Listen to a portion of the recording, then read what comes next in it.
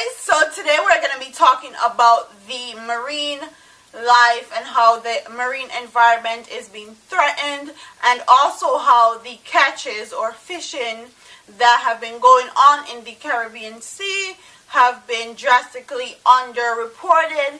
And if you want to hear my thoughts and opinions on this topic, please keep on watching. Open Access Frontier Journal in Marine Science actually stated that an alarming 86% higher than that reported to the Food and Agriculture Organization.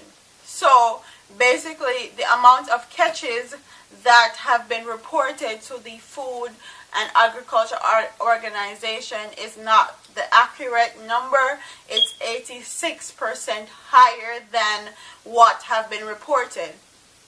So this is actually caused by the amount of overfishing that have been going on in and around the Caribbean Sea.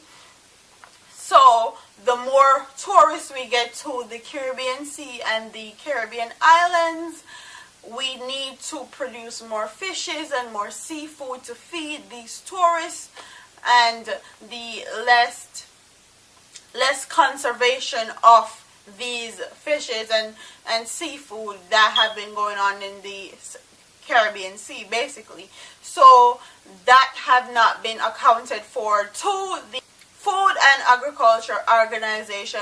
The only thing that has been actually reported to the Food and Drug Administration Organization, I should say, is the number of fishes or catches that is actually being exported to other countries. And the problem with this is they don't have enough people to actually keep count and keep reports of like the amount of fishes that get caught and actually get sent to like hotels and bars and different places that serve different people. And they also don't have people to track the amount of fishes that actually get sold to local people either. So that in itself is a big issue, because they don't have enough people to keep track and keep count so that they can better understand what they can do to improve the marine life and improve our fishing environment for our fish, so our fishes don't go extinct and later on we don't have any fish at all. And just like this in Jamaica, the parrotfish is actually going a little bit extinct or is being threatened, because a few days ago they actually had a whole seminar about the parrotfish and how there's a big decline in parrotfish in Jamaica, a big decline, and that's why they held this seminar, because of the decline in parrotfish. And if you don't know what a parrotfish is, I'll actually insert a picture of what parrotfishes look like. I actually love parrotfish myself. It's one of my favorite fish, so I can understand why they are trying to conserve and preserve the parrotfish in Jamaica, because a lot of people love parrotfish. The slogan for this this parrotfish seminar that they did was "Save a parrotfish, you save a life," and that's very true, because anybody can catch a parrotfish in Jamaica. It's pretty easy to fish in Jamaica also, because tides are low and all that. There's a lot of other things that play parts in our fishes getting threatened and our marine life getting threatened, like climate change. It has a lot to do with our fishes being threatened, because fishes are used to a specific environment, and when that environment gets too cold and when that or gets too hot, it causes issues in our marine life. As we all know, climate change does a lot to our environment and does a lot to our seas and oceans. And also pollution. Pollution is a big thing, and as you guys know, like sewer systems and a lot of other stuff, they dump waste material in oceans, and it's not good for our fishes, it's not good for our marine environment, it's not good for nothing. And also the amount of boats and cruises and boat rides and boat trips that have been going on in the Caribbean Sea has also played a lot in the marine life being threatened, because the more boats in the Caribbean Sea, the more our fishes have to adjust or leave that specific area, migrate to another area, reproduce, all that. So the more we have more boats, cruises, and stuff in the Caribbean Sea, the more our fish have to adapt or move or switch places. So that's not good for marine life either.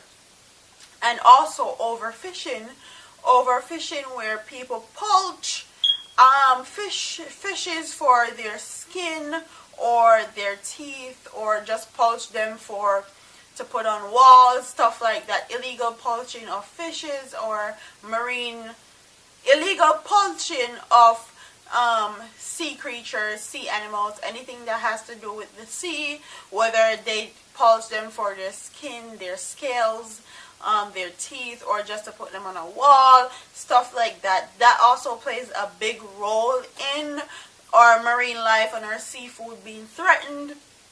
So it's up to the government to actually put in place people that can actually report the amount of fishes that actually is coming out of the ocean, whether it's to feed tourists, whether it's to feed the locals, whether it's illegal poaching, whether it's any of those things. It's up to the government to put people in place so we can better track our seafood and our marine life and actually conserve it. Because if that goes bad, I don't know what the Caribbean islands are going to do, because a lot of our food is based around seafood and the sea, and our lifestyle is also based around the sea. We go deep water diving to see the marine. So a lot of our lifestyle is based around the sea and based around seafood. So it's up to the government and up to the Caribbean people to actually make sure that our fish don't go extinct and our marine life isn't threatened, and then all of a sudden we don't have a marine life, because we have been forewarned from scientists that is actually happening right now in the Caribbean Sea, and it's something that the Caribbean islands really need to take into consideration and take very seriously, because this is a part of our culture. Caribbean food and seafood go hand in hand. So the government and the people that's actually doing fishing actually need to be very mindful of what they're doing, and making sure that they're not over catching a specific fish, or they're not overfishing a specific sea animal or sea creature, and make sure that our marine life and our sea is being protected on both ends, on the physical end of being a fisherman or whatever, and also on the government end, that they're doing the best thing that they can do to conserve our fisheries and our catches and our seafood and everything. So that's all I have to say on this topic. I just hope the government take this 86% higher than what have been reported to the Food and Agriculture Organization of catches. So I hope they take it serious. I hope they put government legislation in place to protect the marine life, to protect the fishes, to protect that environment, because we wouldn't want to see it go to waste. We wouldn't want to see anything bad come of our sea, especially the Caribbean Sea. And all I have to say on this topic, don't forget to like, comment, share, and subscribe. And if you want to keep up with my channel, you have to click that little button, that little bell button that you see on your left if you're on a smartphone, and if you're on a laptop, desktop, or iPad, it's on your right. So that's all I have to say. I'm out of here. Comment in the comment section. Tell me what you guys think about our sea animals and sea creature and seafood that are being threatened because of overfishing and the drastic amounts of underreporting of the catches that have been going on in the Caribbean islands. So I'm out of here. I said my piece. Deuce.